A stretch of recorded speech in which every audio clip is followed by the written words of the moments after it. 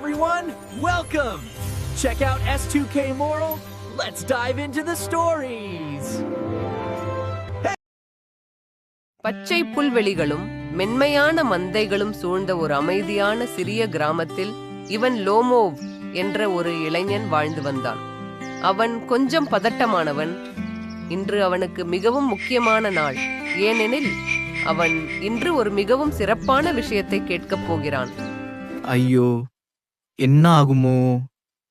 அவ இல்லைன்னு சொன்னா என்ன செய்வேன்? நான் மயங்கி விழுந்துட்டா என்ன ஆகும்?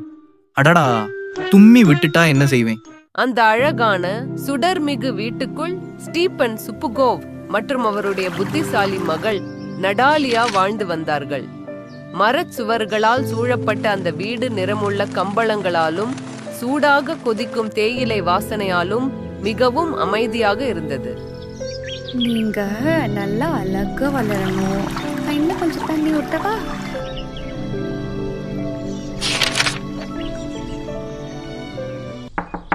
யாருடா அது? மரங்கொத்தி மாதிரி கதவை தட்டுறது யாரு? அட லோமோ, வாங்க வாங்க. என்னடா இப்படி வெளியில நிக்கிறீங்க? உள்ள வாங்க.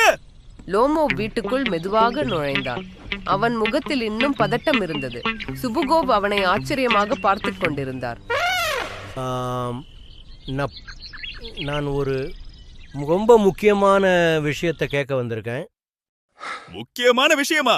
அப்படின்னா நீங்க கல்யாணம் பேசவா வந்திருக்கீங்க? ஹா ஹா ஹா.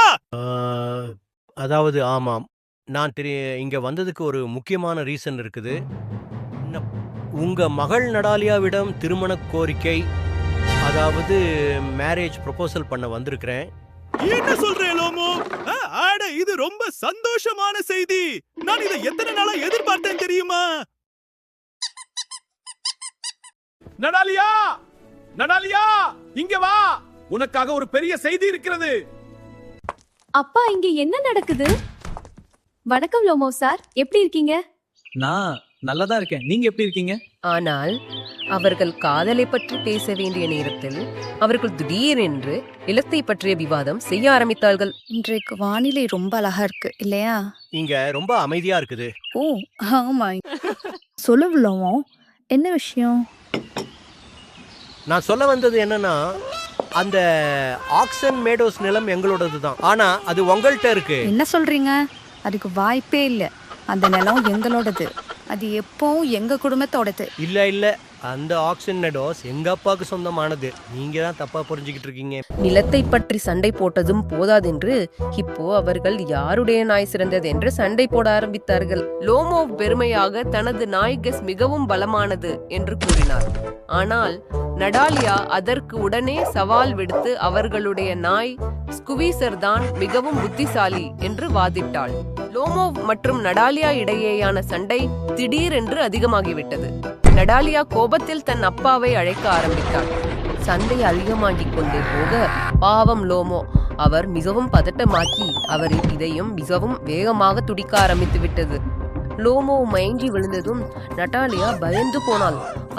அவள் அப்பாவிடம் அவரை எழுப்புங்க சீக்கிரம் என்று கூச்சலிட ஆரம்பித்தாள். இது என்னடா நடக்குது இங்கே? இவன் உண்மையாவே மயங்கி போயிட்டானா? லோமோ சார், எழுந்திருங்க, தயவு செய்து கண்களை திறங்க. லோமோ திடீரென மூச்சு வாங்கி ஐயோ என்னாச்சு என்று கேட்பார். சரி, இனிமேல் சண்டை வேண்டாம்.